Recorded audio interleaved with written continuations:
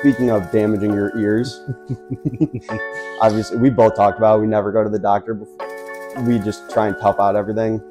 I didn't want to go at all, but my mom was, probably because I'm getting off their insurance. She was saying, Oh oh, you got to go just to check and see if everything's okay. And I guess there's a rule, if you don't go to a doctor for 4 years, you're a new patient, so it's harder to get in.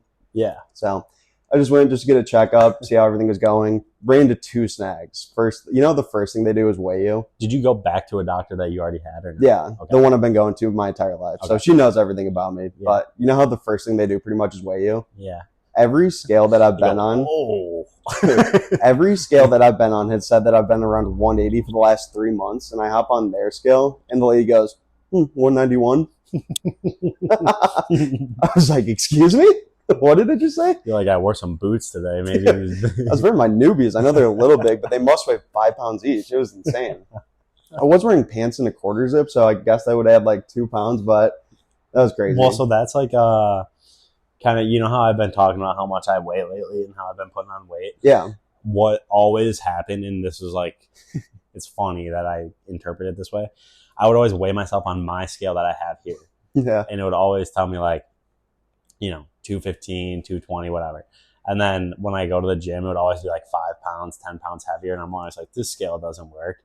And my scale here, like it broke, like the batteries died. So I couldn't like weigh myself anymore. And I was only going off the gym one. And so I just like automatically added 5-10 pounds just because I'm going off that scale now. Yeah, it's a scam, dude. Gyms make you feel heavier, and so do doctors, because they both want to persuade you to get skinnier. 100%. They want you to think you're fat. 100%. That would not trigger me. Was it one of the scales that had the... No, not the slider. It was an slider. advanced doctor scale. I trust those. I trust the Yeah, slider. It's very archaic technology. It has to work. It's just gravity. But so after I get weighed, my mind's already in a bad spot. I think I'm fat as hell. Shit's not off to a good start. And I'm sitting in the little room, sitting up on the table. The second thing they do is take your blood pressure. The lady straps it on, and she's staring at it for probably a minute. And she looks at me and she goes, "Is your blood pressure always this high?" I was like, "What? No, not that I know of." And she was like, "Are you really scared right now, or did you rush over here?" And I was like, "No, not at all." And she was like, "I need to go talk to the doctor." And she just runs out of the room. I was like, "Holy shit, what is going on?" And she said what it was. It was like 250 over 120. And I Googled, what does that mean? And it was like, you're going to die right now. And so I'm freaking out. And then the doctor comes back in and she goes, she's training right now. She said she had it on the wrong setting or something. I was like, how is that possible? Dude. She doubled it. And then the actual doctor did it, and it was perfect. I was in perfect health. Strong opinion, and I know we don't have that many healthcare workers out there, but like, they can't let people who are training work on people. Like that lady, like when I had bronchitis, and that lady was like, "You have a blood clot, maybe." Like I took care of a guy that maybe had a blood clot that went from his calf, and I like can't breathe, and I am like struggling to like, I'm just so congested and coughing so much, and she's like feeling my calf to see if I have a blood clot, and I'm like, can't we just give me some fucking Advil cold and sinus and this will all go just away. Looking for antibiotics. Yeah. They're like, we're gonna have to amputate. Yeah, they should. If you're a doctor, you should have to have like nerves of steel. You should not show fear at any moment when you're talking to a person that's respecting your medical opinion. Whoa. Oh God. That's what, dude. She was like freaking out. I gotta go talk to her now. That's what I'm saying. Like you step on the scale and it's like, whoa, are you okay? Well, that's what like my mom was pressuring me to go to the doctor right before I got off the insurance, and I still like stuck it out and never went. But then I got bronchitis and everything. Yeah. And now that I'm on my own insurance, you have to pick a doctor. And this week, my mom was really on me because I started feeling I got sick for like 2 days this week. Or was that? I don't remember if it was last week. I think it was last week. But either way, I like am looking up. I Google like healthcare or like doctors in my network, and it's like choose from 3,885 doctors, and I was like, well, this is never going to happen. Like I'm just going to have to like Google review doctors. So you're picking number 1 through 3,805. We should start a Yelp for doctors. This is a thing. It is. Marissa uses that. It tells you what people are around you in your network and has them rated and stuff. Oh, well, I don't know what type of doctor to pick. Like, can I pick like a strength and conditioning doctor?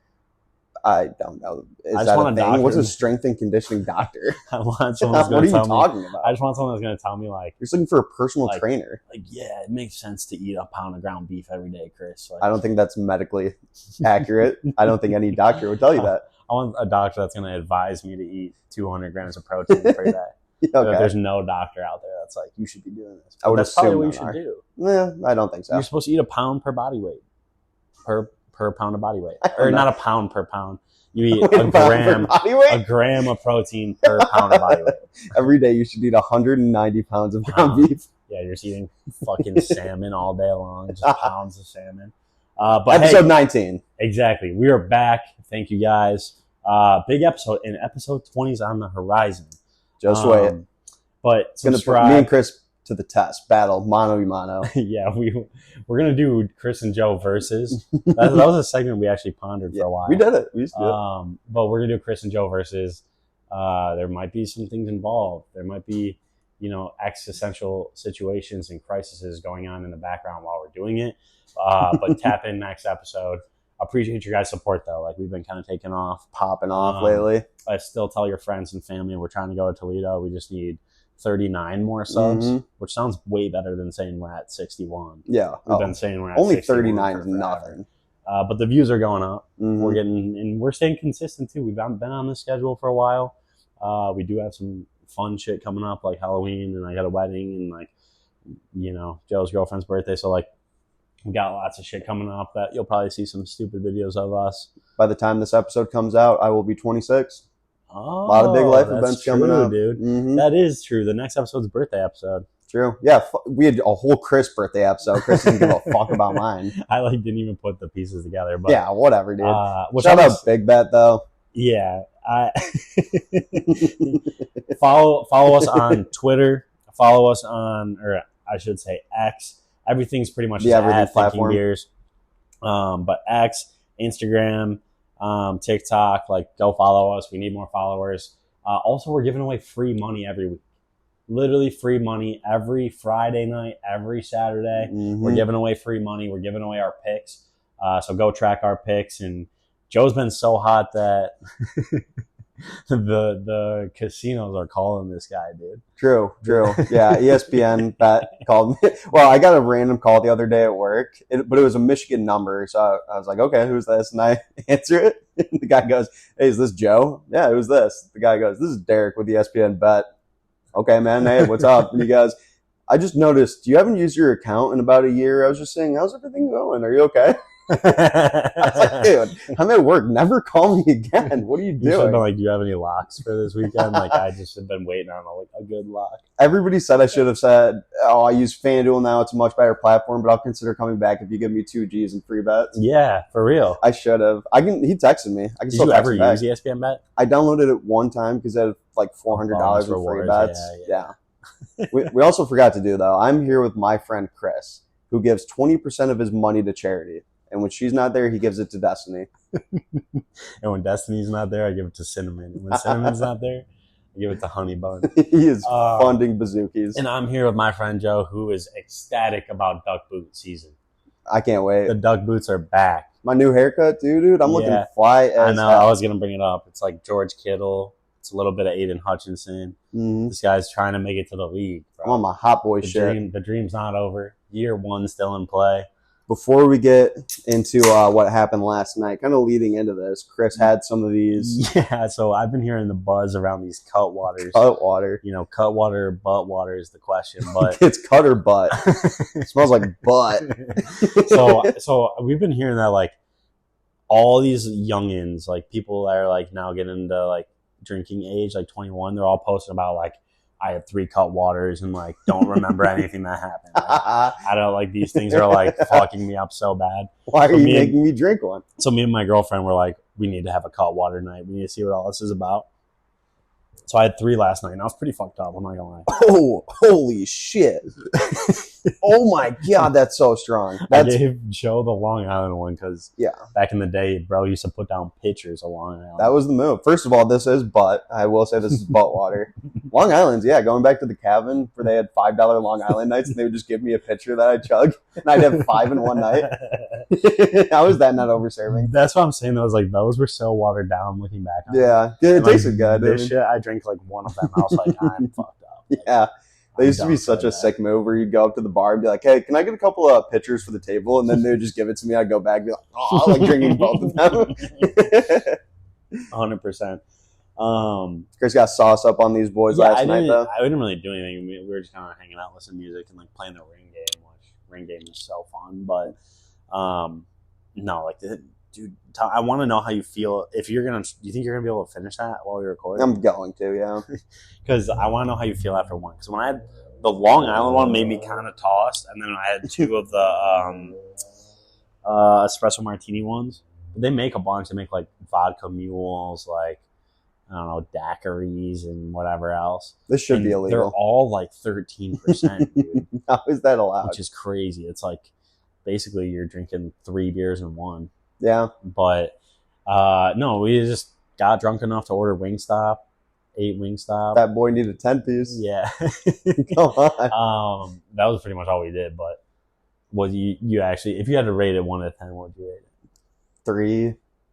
I mean, utility-wise, 9. It's definitely going to be effective. It just tastes like poison.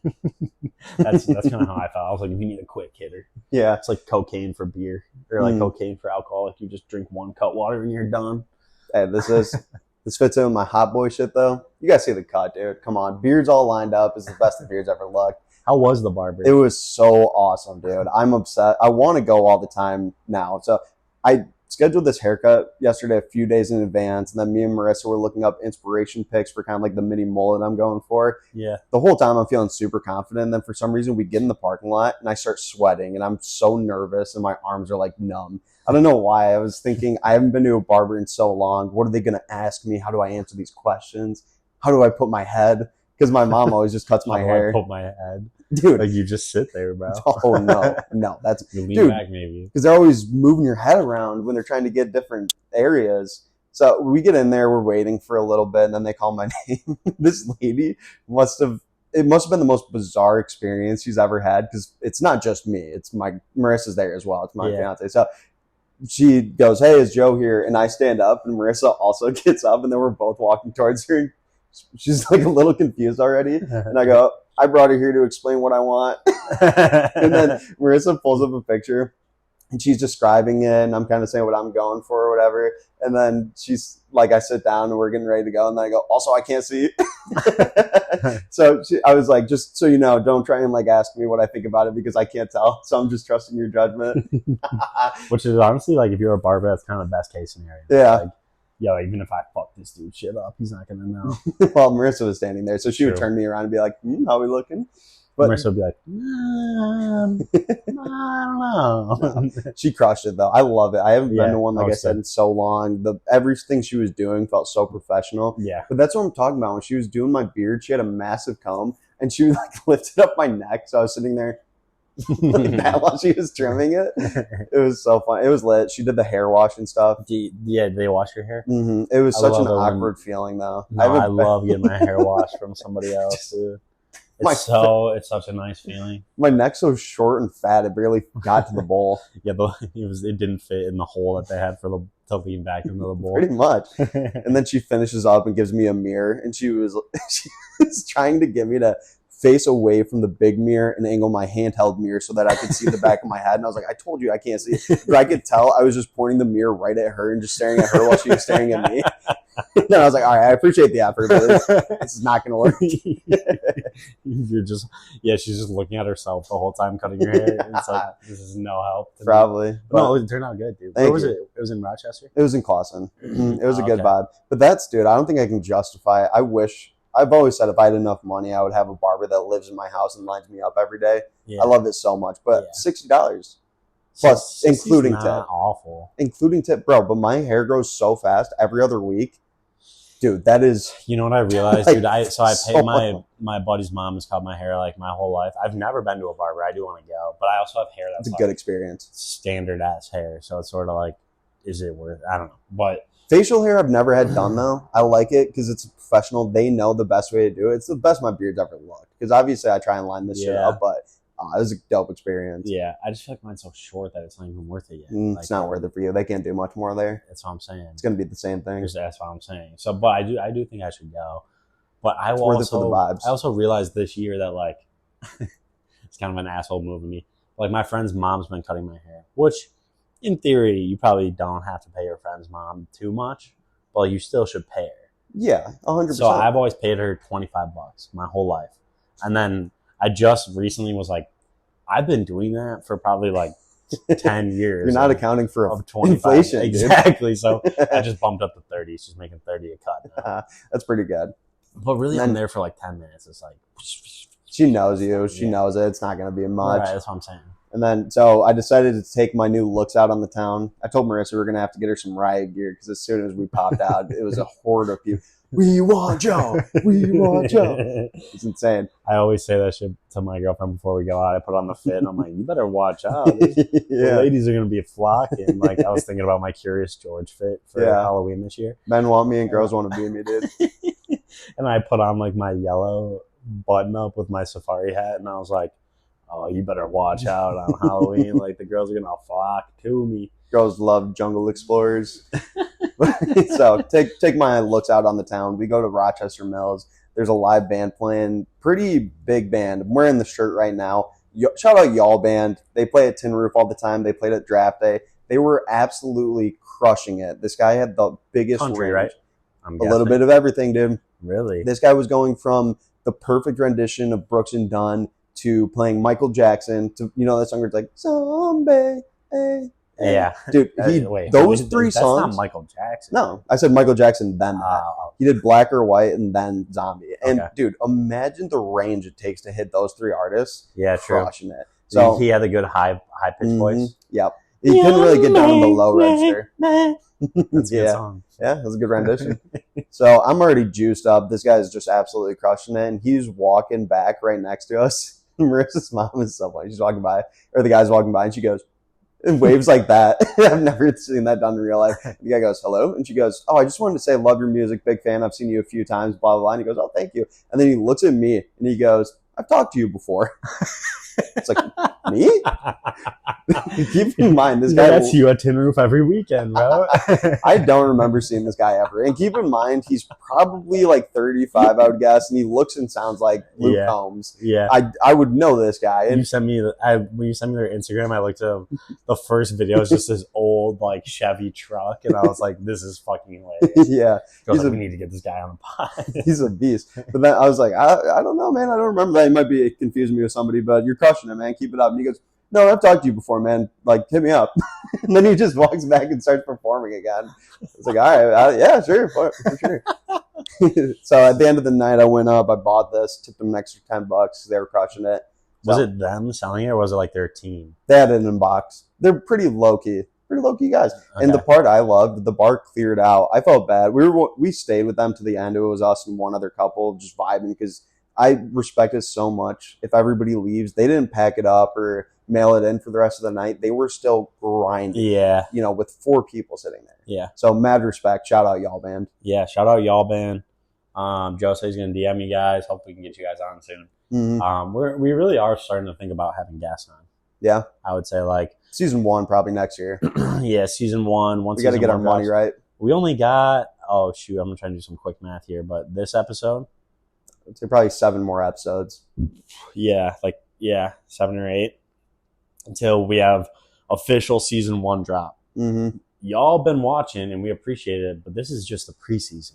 Yep. This isn't the official. This is so we can learn. This is so we can get comfortable, which I do feel like we've come a long way from week 1.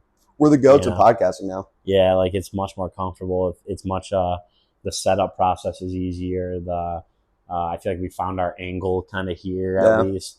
I don't know about you, but I always keep my eye out for 2 cool chairs.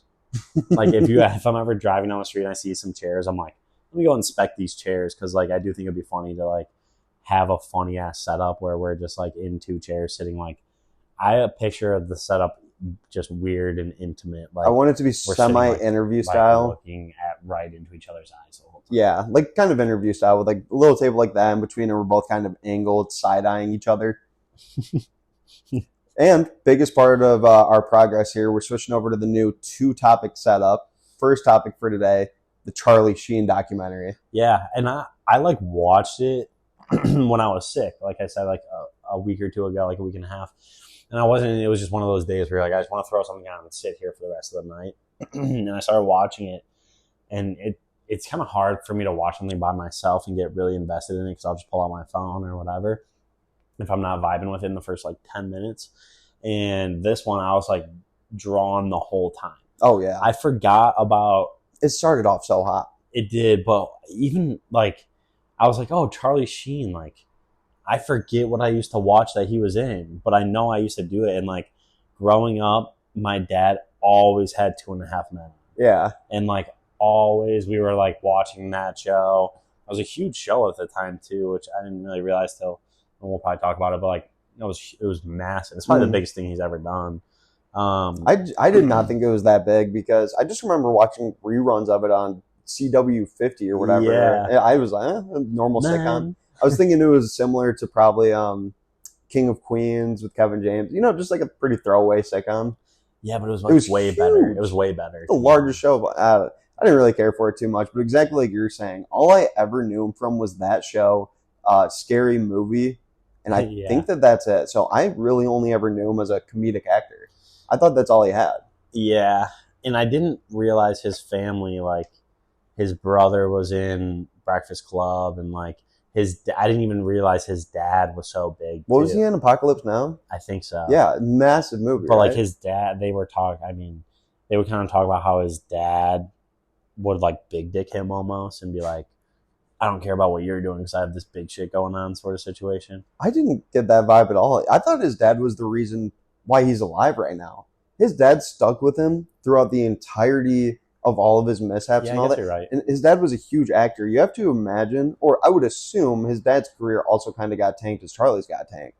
That's your family name. Yeah. You don't want anything attached to that when Charlie's going through everything. Well, that's what I started thinking about his brother, dude. Like, did his brother go by Amelia Estevez because he didn't want to be a Sheen? Like, so his dad had a very, I forget where they were from, like Guatemala or some Ecuador. I can't remember, but they had like a very Hispanic sounding name. And his dad has changed his name when he was doing his movies to a more Americanized version because he thought it would be better. And he had his son go by his native name to respect his heritage. Okay. But Charlie also changed his name. His name was Carlos Estevez. Okay. So he changed his name to Charlie Sheen. His dad was, I forget something Sheen, but they both made their names a little more Americanized. I feel like Charlie did that to coast off the name. Yeah. No, that makes sense.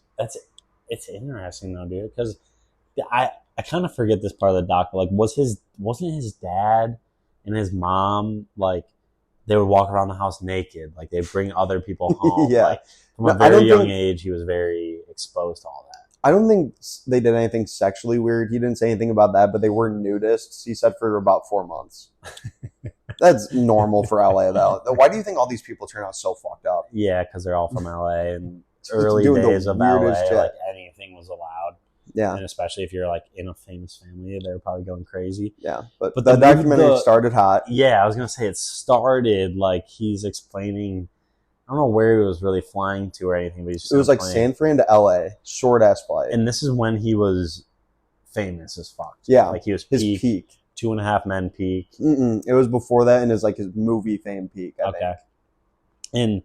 But he was, what I do remember is he was that, like, I don't know how to explain it. There's base famous. You can be base famous. Like, who's a base famous person? Like, Neil Patrick Harris.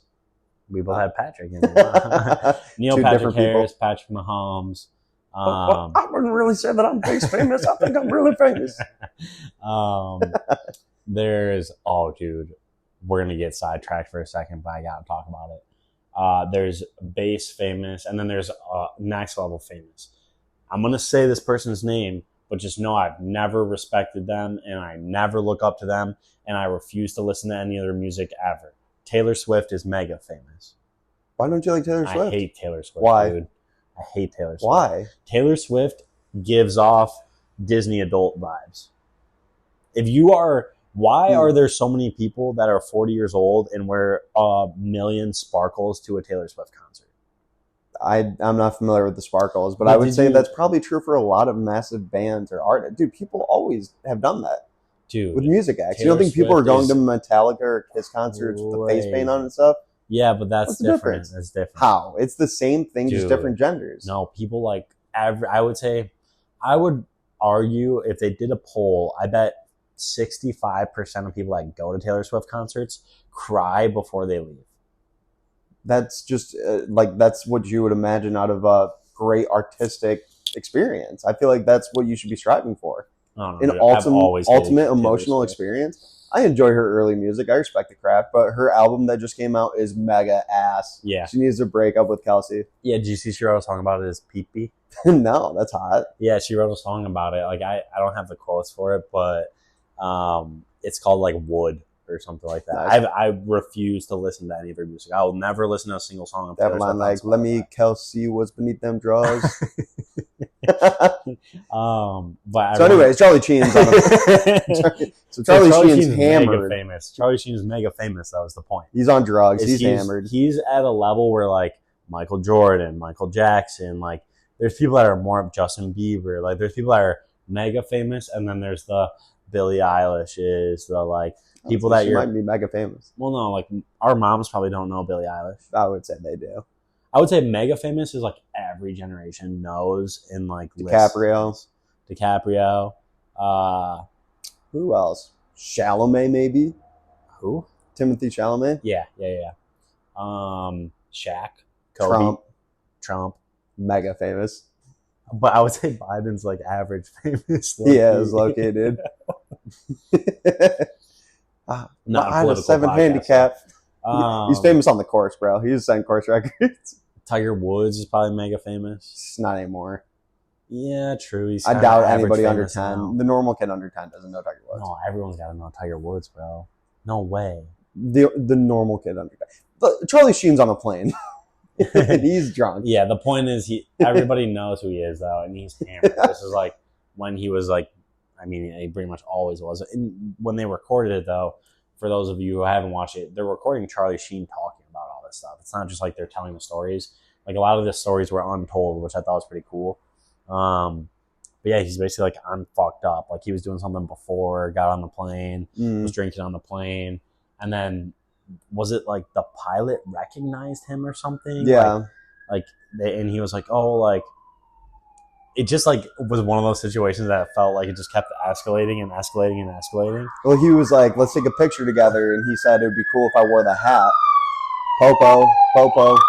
Sorry about that. So he asked the pilot, can I wear your hat and make the picture better? And then he gets the hat on and he goes, it'd honestly even be better if I wore your jacket. And then he gets the jacket on and he goes, the best thing would be if I was in the pilot seat. And I don't even think they ever took the picture. He just started flying. Yeah. He's such a scam. But he's basically just like, I was fucked up and I started flying the plane. And like, you hear, he was basically like, we were coasting and you can tell that we were just coasting, and then they let me take over and it was like rumbly and like shaky. Which also was funny because the universal name for autopilot on a plane is George. Did you catch that? He goes, he turned off George. Oh yeah, I do remember that. And he was like, now I knew. And then he said he was just in pure bliss, just flying this plane. Yeah. Just fucked up, not worried about a single person's life behind him, which, and then, to be honest, I would not be really nervous or scared either. I'd be like, if anything goes wrong, these pilots are just like, oh, let me sit back down. I feel like you could probably do some irreparable damage very quickly on a plane. Really? Just point it down. It probably is like a feature that doesn't let you do that. Why would a plane ever need to go directly straight down? I don't think the steering wheel would go like that. But he said the pilots realized after a second, they're like, yeah, this guy's hammered and he's actually starting to steer. Yeah. But that was kind of like the perfect intro because to my point, like you realize like this guy was so famous that like I feel like when you're that famous and you're running into just, you know, NPCs, like normal people, they're sort of like, I'll do anything for this famous guy. I'll risk my job. I'll do whatever. Like I'll let him fly this plane. Yeah. So like that was kind of a taste. And then you see him playing basketball against Michael Jordan, dude. So that came a little bit, like we said, we didn't realize what he did for his entire life, or at least his early life. Yeah. His dad and his brother, movie stars. There was a bunch of clips of their home films. where they would have George Clooney in it and a bunch of other famous actors just in their home movie videos. I thought that was so sick too. I forget what they were called, bro. What were they called? I can't remember. He basically started YouTube videos before YouTube was a thing, and he would do at-home videos with all of his siblings, and that was kind of like it's almost sad. Why? Because at first it starts off and it's very like happy-go-lucky, like just classic like damn ass rock videos, like whatever, and then it transitions into like once they started getting into like drugs and seeing their dad do like violence movies. They basically were like, we were just emulating what our dad was doing. Right. They said he was dying in a bunch of the movies and stuff. And they were always high and drunk while they were filming these, and they were 14 probably. Yeah, and they're just like filming each other, like killing each other, like stabbing each other, and it was just like... That's pretty normal kid stuff, though. Yeah, but a part of me was like, oh, it is weird how, like, as a kid, you just emulate what your dad does, and their dad was a famous movie actor, so they're just like, nothing's real. It was just all like, we're doing this because our dad's doing it. Yeah, fair. But so Charlie Sheen gets to be 18. His dad's already a mega movie star. His brother's getting a bunch of big roles, and his dad says, you need to get a job. He doesn't want to work, so he goes, let me try out this acting thing. And pretty quickly, he starts getting roles. He got Grizzly, one huge role. Yeah. They were going to film in Europe, and then he gets offered the part of Karate Kid. And they were like, you need to start training tomorrow. And his dad says, you already committed to Grizzly. You got to tell him no. He's like, Dad, what the fuck? This is Karate Kid. Mm-hmm. So he ends up missing out on that role, goes and films Grizzly. And then that was the start of it. I guess he did good in that, and he starts taking off. He's in Platoon, The Breakfast Club, small part, but he just starts exploding into all these big movie roles. Yeah, and it was like kind of a great flashback, too, because a lot of these movies were kind of coming out when we were like really little. Yeah, I feel like no, like before we were watching. Yeah, those ones were before us. It was before we were. Yeah, it was before us. But at the same time, it was like our parents had probably watched it. My dad was a huge Charlie Sheen fan, so it was sort of like he's about the same age as our parents. So yeah, it kind of makes sense. And then I don't know. He like, I guess we didn't talk about it too much, but after he gets famous, after he does whatever, it was kind of at the beginning of the documentary. I never knew this happened, where he played against Michael Jordan with his dad. He does a 2v1 at like some weird event. They did a free throw contest, and then they did pig, and then 2-on-1. And he was talking about their strat, and he was like, me and my dad are money from the free throw line. We're chilling there. He's going to beat us in pig. He's electric at pig, but we got him on the 2-on-1. Yeah. So that's how we're going to win this. And so then it goes to them playing 2-on-1, and he goes, I missed the first shot. The crowd hates me. And then I went 8 for 8, and we end up winning. And he hits like the game-winning three in Michael Jordan's eye. Yeah, in the corner over MJ. Yeah, it was crazy. And then after he goes, we normally leave this part out, but he did have to keep his eyes closed whenever he shot. Yeah, true, but not on defense. And still big time on defense. That's crazy, bro. Him and his dad were ballers. Being Michael Jordan's lit, and then that he's exploding at this point. He's huge. That's when shit starts to go downhill. He's hanging out, ramming lines with Nick Cage. He really outed Nick Cage for no reason. He's like, I was walking in this alley. I see this dark, creepy figure. It's Nick Cage. I say, hey, man, you want to do drugs with me? And Nick Cage is like, hell yeah, I always do drugs. Poor Nick Cage. And then it's just like 20 minutes of like a compilation of Charlie Sheen just ripping drugs at the clubs, like going out, like outing all the most famous people, and everybody in LA knows about him. They're all talking about the bad boy of LA. This guy's addicted to drugs, and that's when they have their first intervention for him. Yeah, it was kind of like on his dad's birthday. They almost did it like too soon. No, it was bad. That would be so alarming. But I do like, oh man, that part was weird for me to watch because like. Something about like I understand people have your best interest in mind, but something about people trying to tell me how to live my life, like if you try to tell me how to do something, I want to do the opposite, or like I want to like prove you wrong. So it's like, well, you're just a stubborn mule then, dude. But it was you need to be receptive. Yeah, but the way he reacted, I was like, low key respect. He was just like, fuck this, like I'm gonna go do drugs right now. No, remember he went with them. Yeah, I forget who it was. They had somebody call him, some big movie actor. Somebody like Pacino, I feel like. And he was like, you got to turn it around. He goes, damn, I respect that. So they take him to rehab. And on the first night, he goes, my boys are going to a bikini contest. I got to go to that, but I'll see you tomorrow morning. And then he went and pulled back up. True. Yeah, he yeah, they're like trying to get him to go to rehab.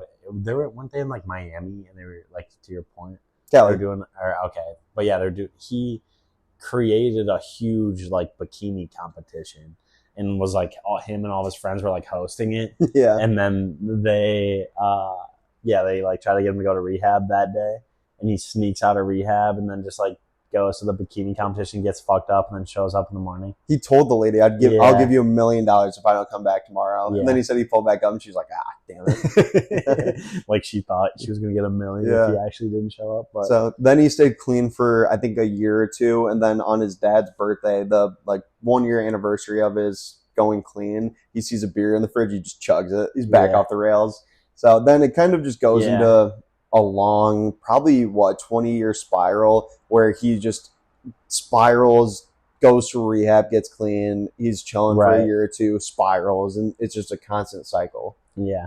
What was crazy though is, didn't he say something along the lines like, "Oh, celebrating my 1 year, so I just celebrated with a beer"? Yeah, he was like, "That's something to be proud of." I'll drink to that. Yeah, which I was like, "Oh, damn, bro." Yeah, that's some shit I would do, like be sober for a year and be like, "Well, cheers." Yeah. Have you ever been friends with somebody that was sober and then went back on the bottle? No, I have that happened to me. Who? This guy I used to work with. I think I might know. That's tough, man. It's so sad. You're always like, I don't want to support this, but at the same time, like, I'll have a beer with you.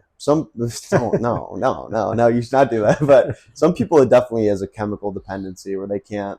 Yeah, but, it's probably for us. Yeah, I mean, even Charlie Sheen said it. He was saying that alcohol is the worst drug out there, or not drug, whatever he said. But he said it's the worst thing you could possibly do. But so going into that 20-year spiral, it was started off with drinking and weed, and then he's obviously getting into coke, Molly, ecstasy, all those drugs. And then one night, this girl he was talking to offered him some crack, and then he gets on crack hard for a while. Yeah, and that's when it was like really bad. That's when he was on the movie set and falling asleep. Yeah, he's like, he couldn't stay awake. Which at that point, just let the dude do crack on set, to be honest. No. Maybe it'll be better. Why are you so supportive of this? But you're drinking with ex-alcoholics and telling people to smoke crack. But he needs it now. Yeah, he's like falling asleep on set. And he did have some like strong mental willpower. He was basically like, all I had to do was, I was like, give me an ice cube. And they gave him an ice cube. He put that thing up his butt, and he said he was like, ready to roll. I ripped the scene, and then I went home. Yeah, probably did more crack, and like that's insane to me. Like, and then didn't they show the scene that he filmed right after that? Maybe they didn't, but yeah, I thought they did, and I was like, that was pretty good scene. It was pretty good. I was like, damn, he fucking never tell that guy was on crack. You know what I mean? Yeah, he said shit like that would happen, and there was parts where his nose would start bleeding onto his shirt, and he would pay the director to delete it so it would never come out. Like, just a bunch of crazy stuff. It was going downhill. He had this guy, I forget the Mexican dude's name, the guy that was in the prison. Drug dealer. Yeah, he's in prison. He comes out and never explains how Charlie Sheen knew of him, but he says he walks out of prison, and first thing, he gets a phone call, and he goes, hello? And the guy, hey, this is Charlie Sheen. You want to hang out? And the guy's like, what? And I guess the guy was a pimp, so he would always bring Charlie girls and drugs, and they would just go on like week-long benders. Yeah. The guy was hilarious. He was like, Charlie would smoke so much crack, he'd be speaking in tongues. He would call me up and be like, blah, blah, blah. Well, yeah, and didn't he say too, like, he would be hanging out, he would hang out with Charlie for like a weekend or like 2 to 3 days, and then like the guy would be like, I literally didn't sleep at all, so I would go back home and sleep. For like and then I would see Charlie like 3-4 days later just still on the same bender, like still going, and it's like, holy shit, dude. He was constantly doing enough drugs to kill somebody. I think he overdosed twice, and I think he had 3 or 4 different wives, but I think 2 of the wives for sure, he would get on so much drugs where he would beat them, or they would freak out and call the cops, and he would get in legal trouble, and he had a lot of messy divorces because of the drugs. Yeah, but they had his two of his ex-wives on the documentary, and they were both like, yeah, like he's done some fucked up shit, but at the same time, he's like, I love Charlie, and like he's a good guy, and like one of them, the other one, both were kind of like, I respect him. Well, the one you remember would still help him out all the time. Mm-hmm. The one hated him. That was the one where there was like allegations of him saying he was going to kill her, like pulling a gun on her or something. Oh, that's right. And then one though was very much so saying, "Hey, I still like Charlie," and she would go over and help him all the time. Right. That was the story of her coming over and making sandwiches for all the prostitutes when Charlie was on his benders and stuff. And that's when she went up there when he was having all the stomach aches, stuff like that, and he felt like he was going to die. And she said, "Hey, you should go get tested for AIDS." Right. And that's when you find out that he had AIDS. Yeah, which is honestly like inevitable at that point. It's gonna happen. You're doing crack with people and fucking having sex with prostitutes. Like, you're probably gonna have AIDS. I also thought that like it was a little bit weird how they kind of brushed over that pretty quickly. They were like, "Yeah, he'd hire prostitutes all the time. And there'd be like 10 in his house," but like it was just normal for 10 years of him to do that. Like, and then he snitched on the one ringleader pimp lady. And she was like, "Fuck Charlie." It's like, I hate that rat. So you find out he has AIDS, and then there was a bunch of allegations, I guess, of him not telling the girls that he had it. And he was like, "That never happened. I wasn't even showing symptoms, and I always work on them." Yeah, and I don't know why, dude. I just kind of like Charlie Sheen. I just like him. So like, even when that part was happening, I was like, "Yo, I low-key respect that guy for like going public about AIDS." Yeah, you know what I mean? I was like, low-key, I was kind of have to. Like, it was kind of sick that he was just like, "Yeah, I have AIDS," and like, I'm doing what I got to do now. Like, people know I have AIDS, everyone knows, so like, whatever. He's like, luckily it wasn't a big deal. They have medicine now, so no harm, no foul. Yeah, exactly. He was so unremorseful that entire time. True. Like, the whole time they were recording, he was basically just like, "Yeah, this all happened. I was partying. Yeah, whatever." Yeah. But one of my favorite parts, that Mexican drug dealer guy. He was the guy that got Charlie Sheen to go sober. What he did was he would make progressively worse and worse crack. So it would get weaker and weaker every time. And then after like a year and a half, he said Charlie didn't quit because he didn't like crack. He was just tired of smoking bunk ass shit because he hated crack so bad. Yeah, he was just like, it was basically like 30% crack and whatever else. That's how he got Charlie to quit. Yeah, that was so funny. That was pretty much the end of it. Did you know that they did that they tried doing that to Juice WRLD with lean? They like no, I didn't know that, but he is an idiot. His producer, like he was drinking so much lean that the guy, and he would always have the same guy pour it for him, and then like his management team was like going to that guy, and they were basically like, "Yo, you're gonna make this. He's drinking so much now that he's gonna die. You're gonna make this 20% as strong as what he normally is." You know what I mean? Which is just crazy that famous people like have that much sway, but then they have so many people that are just looking out for them that they're like, "Well, you should probably make sure he's not going to die." So let's just, you know what I mean? Let's do that. So all in all, good documentary, dude. It was good to reminisce. Yeah, but last thing just to wrap up, the two parts they brushed over at the end, it was so funny. Oh yeah, it was like the last 5 minutes of the doc, everything, you're like, "Whoa, this is crazy, it's about to end." And then the interviewer's like, "So what about that allegation where they said that you molested a child?" And he's like, nope, didn't do that." And then they just were like, "Okay, fair enough, next question." And then I don't even know how they phrased the question, but they were basically saying, "Are you ready to talk about this?" And he tries coming up with this analogy where he's like, "You're looking at a menu, you're getting everything from the front side of the menu. Eventually you're going to flip it over." And I didn't know exactly what I thought he was talking about at first, but he was making an analogy saying that he was gay. Yeah. He's gay now, I guess. Yeah. And that was something that like when we brought up talking about this on the pod, I was like, dude, isn't it weird that so many people, like, when they have unlimited access to whoever they want and like they're so famous they can do whatever they want, they always become gay? Or worse. Or what? Children. Yeah. It's just like it's so Diddy, freak parties, like all that shit. You just become a fucking weird. Yeah, you become a deviant when you get famous. Freaky, bro. It kind of. I mean, I don't want to say it makes sense, but once you have everything you've ever wanted, we're constantly in search for things that are unattainable. Right. You know, like not justifying it or saying it's correct, but like they like it. It's more the fact that it's unattainable, like you said, unattainable. You can't get it. It takes a toll on the human psyche, I think, to be on that level. The human brain can't keep up with the scope of the world and technology, I think, and how much outreach you can have. I think the brain can't handle it. Yeah.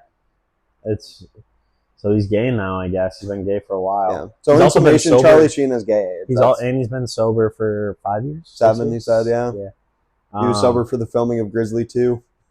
Titular yeah, we Grizzly gotta watch 2, that, dude. Yeah, we're gonna have Came out 5 years ago, but it's the last one he's been in. They need to give him one last banger movie. Dude. Yeah, Scary Movie 12. Get him in like an Al Pacino movie, get him in like the Next Gentleman movie that they come out with. Yeah, people are probably scared, dude, because every time he would get clean and then somebody would put him in a big movie, he would be like, back on the crack. Yeah. That's like time. We didn't talk about it, but a part of me was like, maybe. All right, how's that bus been stopping for fucking 3 years? It's just riding the brakes on the street. But maybe they didn't talk about it at all. But maybe he has something in his mental where he's like, if I'm not drunk, I can't act, or if I'm not on drugs, I can't act. I can't do this if I'm not fucked up. It's either that where you justify it, or a lot of people have just self-destructive tendencies. Things are going good. I gotta blow this up. Yeah, true. Which that's what kind of everyone said. Which you gotta watch White Rabbit. Or is it called Black Rabbit? My bad. My bad. It's called Black Rabbit. You're whitewashing Black Rabbit, dude? I am whitewashing Black Rabbit. But you gotta watch that. We just finished it last night. Good show. Everyone's recommending it. I'll watch it. Yeah, it's pretty how are good. we looking on time? We got about 5-10 minutes. Well, let's get into the second topic. A little cleanup here. Speaking of rabbits, what eats rabbits? Eagles. Today we're going to be talking about the Steagles, the Philadelphia Steagles. And this is something nobody knows about. It's not talked about. It's one of my favorite stories. I've been on this for years, but it was World War II era. Obviously, the draft gets instituted. So a lot of people, able-bodied men, already signed up for the military before this, and then they institute the draft. So pretty much every able-bodied man or person that would be in the military is in the military. So the NFL is scrambling for players. They had 11 teams at this time, which I don't understand how every other team was chilling. But I guess the Steelers only had 6 people on the roster, and the Eagles only had 12. Yeah. So they were like, yo, we got to merge. And so they end up merging together. So they become the Philadelphia Steagles. And they still don't have enough people to make their roster, and they're looking for people to play for them. But the only people that are left are people that couldn't serve in the military. So they have, I know for a fact, they had 2 linemen that were blind in at least one eye. One was blind in completely in one and 90% blind in the other. He was their center. And then their kicker had a prosthetic leg. It's absurd, dude. And they it's almost like it should be illegal to host a league where you have like, well, that's the Paralympics, dude. Yeah, literally. But people on the other teams were normal, right? Yeah. That's what I'm saying. It's like, chilling. It's almost like it should be illegal to put a normal person up against somebody with a disability. Dude, you would think that everybody thought that this team was going to be a mess, obviously, because everybody just is not physically fit to perform this job. Their first game, they win like 21-0, and they hold their opponent to negative 33 rushing yards. It's still the 3rd best defensive performance of all time. Shout out Steagles. Dude, the Steagles went crazy on that. The rest of the season, it kind of had its ups and downs. They finished 9-4-1 to finish the season. Did they win a playoff game? No. They said they didn't win a championship. I don't know how all that worked back then. So they became the Steagles. How long were they the Steagles for? It was just 1 year. Okay. And then the year after, the Eagles were the war was over, and they're like, pretty we're much going back to normal. The Eagles were chilling. The Steelers were still like, yo, half our boys died. And so they merged with a team.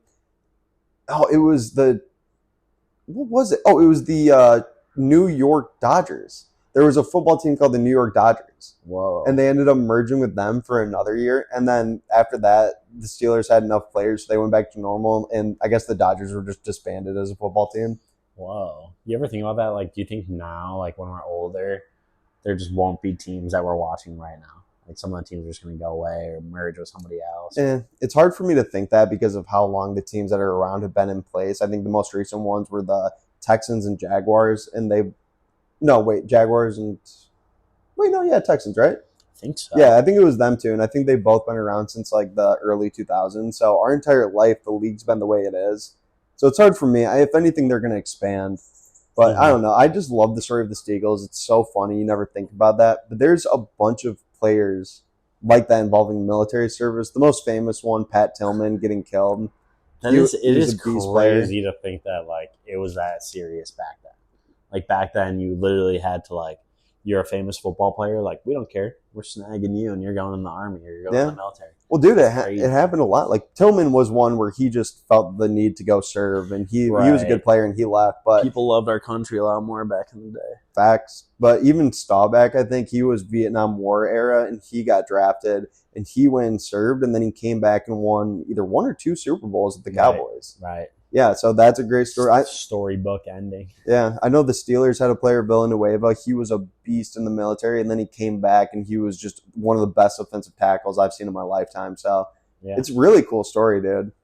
Yeah, no, I mean, I love that story. You used to tell it in college. You used to tell it like, I don't know. I've heard you bring it up a lot, but it is a cool story. Yeah, and it's like it's just weird that happened. Like you would never. Do you know what year it was? Like around 43. Damn. So when did the NFL start? Well, it was before the merger. So like merger Super Bowl era was I think late 60s, early 70s, somewhere in that range. Yeah. But I think the NFL started 20s, somewhere around there, because the Bears and the Packers, those teams have been around for about 100 years. Yeah, but it wasn't called the NFL back then. That's back when it was, I'm pretty sure, like American Football League and National. You know, like the AFC and the NFC. I think those were just the names of the 2 leagues, and then they merged. Gotcha. So, yeah. Pretty sick, though. Bro. Shout out the Steagles. And I know it sounds corny, but I love the story because all the people that couldn't go serve for their country, they probably felt not like men. You know, they were probably disappointed, but they were able to play football, win games, and contribute on the home front. So I think it's a great story. It is a good story. It's kind of a feel-good story, too. It's like you can still go support your country, but also still go. Yeah. And like, I don't know, ball out, bro. Facts. Just a baller in all aspects of life. They were balling. That's just how it goes. But what an episode. No, I mean, again, it's as always, it's been a pleasure. I'm about to go to the cider mill. I'm going to one too. You are? Mm-hmm. I know I felt bad, but I was like, damn, like, we were just trying to make it like a me and my girlfriend situation today. No, I'm doing the same thing. It's honestly a power move, dude. Which I will say, this is fucked up. I watched the Charlie Sheen documentary for Chris because he wanted to talk about it, and it was 3 hours long. No issues. I asked Chris to watch a 10-minute video on the Steagles. Doesn't watch it. Gave him so much time to watch a 10-minute video. Yeah, but I told Joe, like, he's told me the story like 5 times. I was fine with knowing. No, that's fine. I knew I've known the base points for a little bit. What did the egg say when it walked in the party? This is excellent.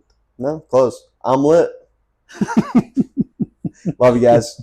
Been a few years, but I'm still ice cold. Still stacking up this paper, now my wallet won't roll.